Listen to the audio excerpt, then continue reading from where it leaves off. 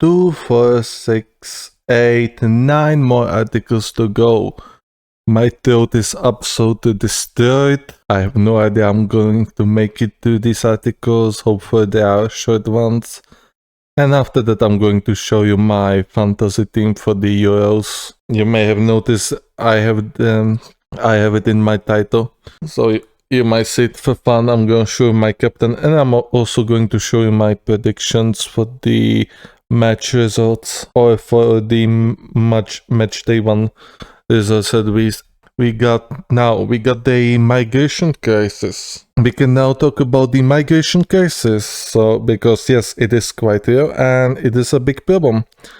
And it is related very much to the climate change, or what in to what I call climate destabilization, which is much more correct term in my humble opinion, which is absolutely correct. And you should listen to me about climate more than you listen to Greta. Thank you very much. Now give me your money. Oh, I'm kidding. I don't even have donations turned on or subscribers. So record numbers first from their homes. The number of people driven out of their homes by war, natural disasters, and climate change are higher than before.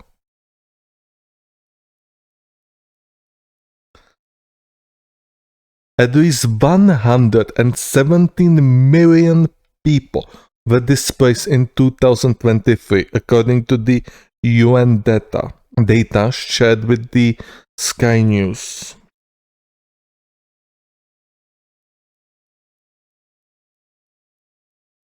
The number of people forced to leave their homes in 2023 has doubled from a decade ago, and it's still rising, with the UN estimating that within the first 4 months of 2024, that figure went over 120 million.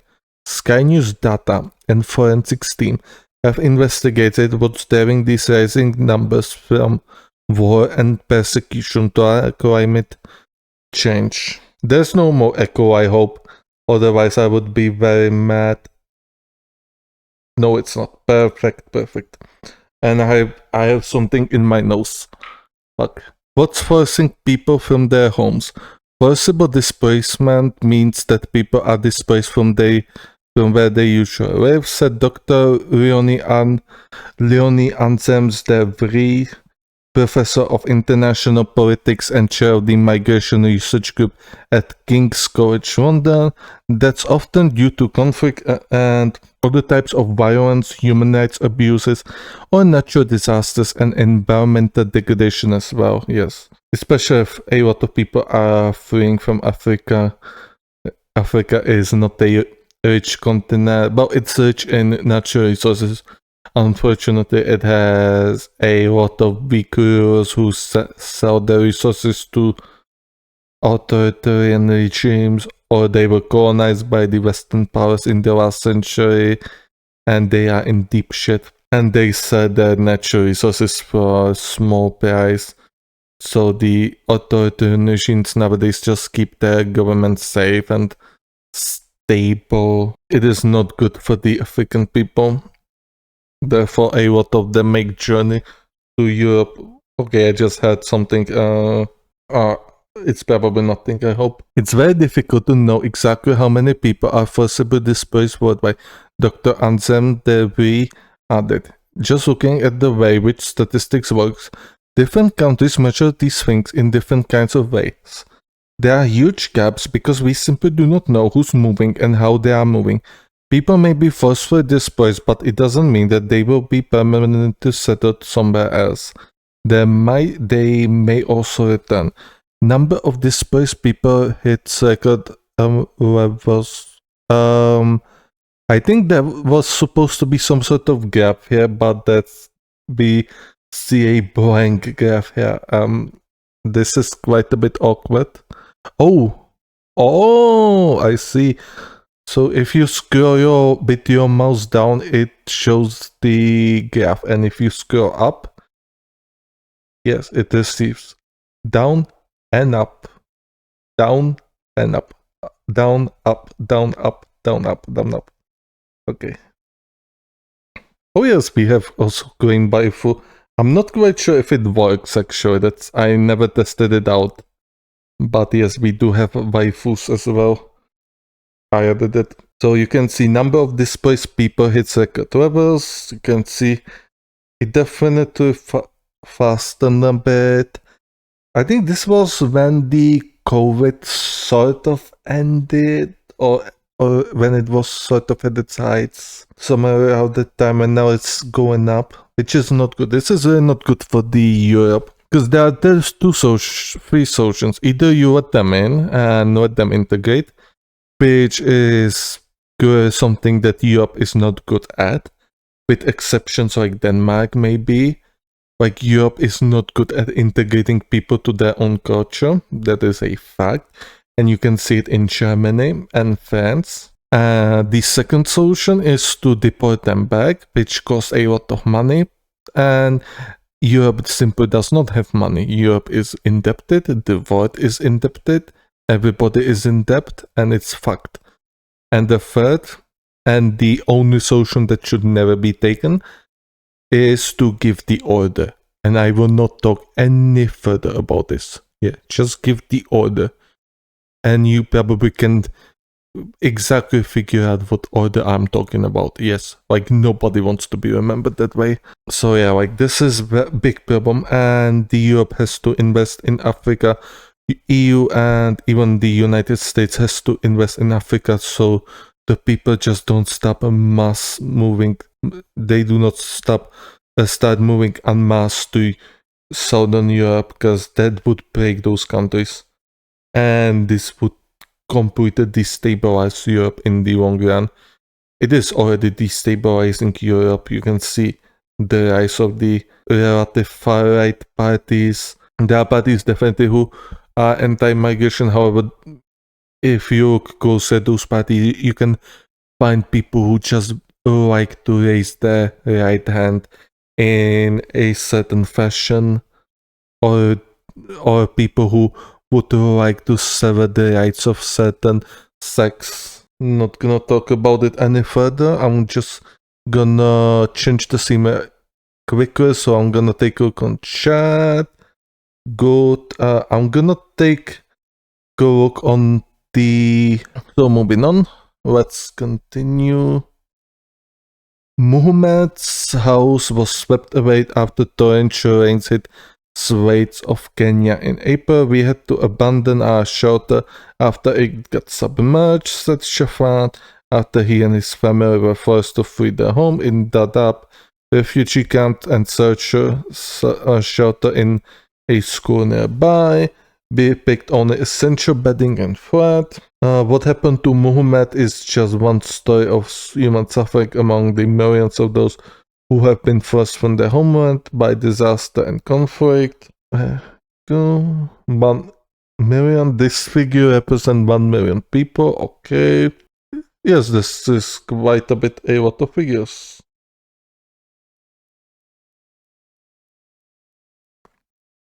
Oh, so we can see now in more detail, this is nice. We got 43 million refugees, around 68.3 million internally displaced people, and about 6 million asylum seekers, I believe. 6.9 millions. Nice. And I once again can see chat on my phone, because this message from Stream Elements is just too big. Around 6% of the total were asylum seekers who sought to gain legal protections and eventually refugee status in their host countries. I still cannot see chat. Oh my god, having this chat open in browser is very annoying. Whatever. Never mind. I'm gonna have to pay more attention then to the chat. Well, grueling and dead journeys, you just can't get away from the fact that if climate change and extreme weather events are decimating food, livestock, and the crops, the ability of people to survive then it raises the tension to leads to conflict, violence, and displacement, says Andrew Harper, UNHCR Special Advisor on Climate Action. For the many who do leave, they can face grueling and deadly journeys with no certainty of safety or stability at their destination. Many of the countries who take them in the most refugees are vulnerable themselves, with fewer resources than more developed nations. Okay, hold down control to zoom. Oh, hmm. Okay. I'm not. Oh, Iran hosts the most refugees in the world, with most coming from two countries, Afghanistan and Iraq. Oh, interesting. Despite hosting many refugees, many also come from Iran and go to countries like. Oh, Germany, which hosts the largest number of refugees in Europe at nearly 3 million. While Germany is the largest economy hosting many refugees, most host countries have much smaller economies. Like Chad, oh yes, Chad, which has one of the highest refugee populations in Africa. I didn't know that Chad has so many refugees. It is one of the poorest countries in the world, but hosts over 925k refugees from neighboring countries like war-torn Sudan. Yes, there's a civil war going in Sudan, an attempt of coup d'etat between the army general and the president. And the war seems like it's going to go on for years to come. At this point, as a large economy, the United States hosts refugees from all over the globe. Yes. The highest numbers come from Central and South America, from countries like Venezuela and Cuba. Despite being a large economy, it ranks in the 19th for the number of refugees hosted. This is one rank behind the UK, which was host to 448,620 refugees. Wealth of refugee host countries, okay. GDP per capita. I'm not quite sure what this means, so I'm gonna. I'm not quite sure what it. I think it just shows the wealth of the, just how many refugees are countries with, with your median income, your median GDP per capita.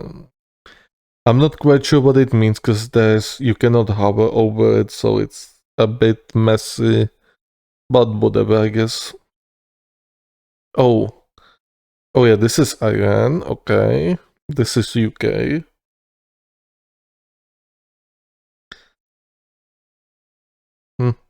Interesting. While wealthier countries like the UK and US have much larger economies, they rank 18th and 20th in the global ranking of hosting refugees, staying behind many less developed nations, yes. And the United Kingdom has pretty much enough of it.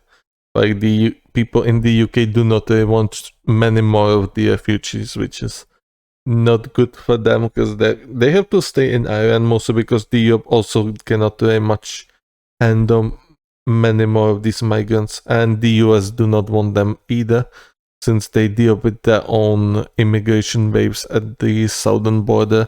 It is very tough for these people, and it does not seem to be getting any easier anytime soon. And especially if the world economy actually collapses in the foreseeable future, this is going to be very, very tricky. Data illustrates that many refugees were hosted in low middle income and less developed countries, countries that are often more vulnerable or have fewer resources. We often find to be more hospitable and more humanitarian minded, and do have a UNHCR special advisor on climate action. When you have rich countries complaining about the burden, think about countries like Chad, Jordan, Ethiopia, or Kenya, who are also suffering from climate change, but are also not complaining about why people are coming across hypers added. But yeah, it's tough.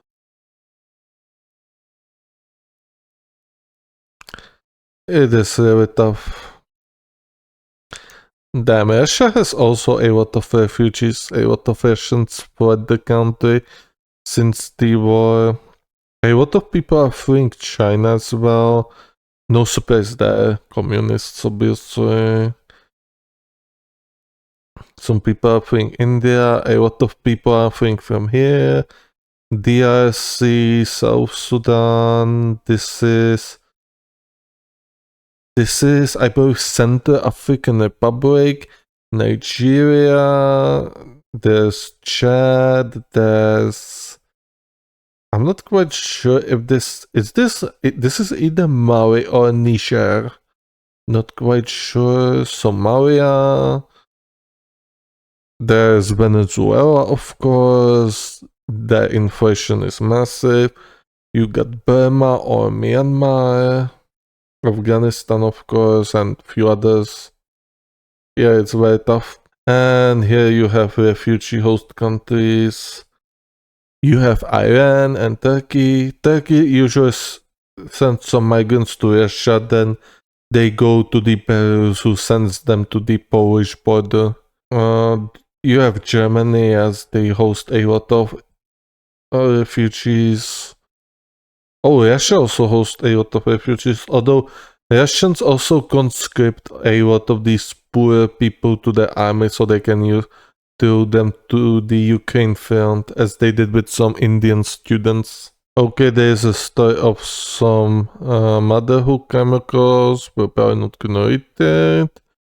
Climate making bad situations worse. Obviously, if the desert grows, then there's going to be less food for the people, and it's going to make bigger expenses for the United Nations to send more and more humanitarian aid. As I said before, like, if those people get on the move and go to the Europe, like, what are they gonna do? Like, they cannot hold them all there. They cannot build a massive wall. Like, those people are going to get there, and the EU will not be able to handle the situation at all.